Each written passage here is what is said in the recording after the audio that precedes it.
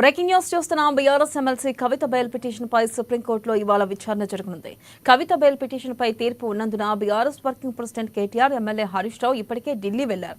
ఇక ఈసారి కవితకు బెయిల్ వస్తుందని బీఆర్ఎస్ నాయకులు భావిస్తున్నారు.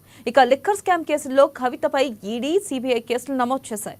ఇక ఈ నెల 20న విచారణ చేసిన న్యాయస్థానం ఈడీ కౌంటర్ దాఖలు చేయకపోవడంతో తీర్పును నేటికి వాయిదా వేసింది.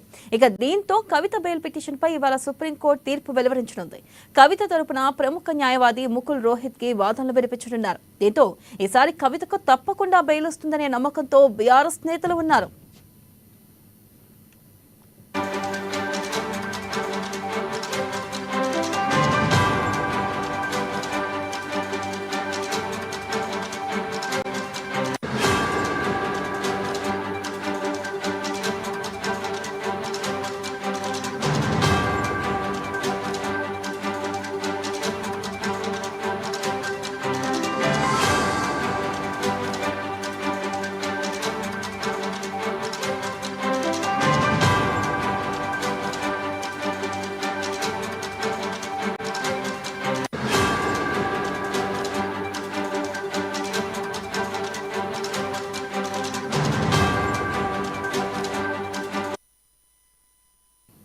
బ్రేకింగ్ న్యూస్ చూస్తున్నాం. బీఆర్ఎస్ ఎమ్మెల్సీ కవిత బెయిల్ పిటిషన్ పై సుప్రీంకోర్టులో ఇవాళ విచారణ జరగనుంది. కవిత బెయిల్ పిటిషన్ పై తీర్పు ఉన్నందున BRS working president KTR, MLA Harish Rao ఇప్పటికే ఢిల్లీ వెళ్లారు.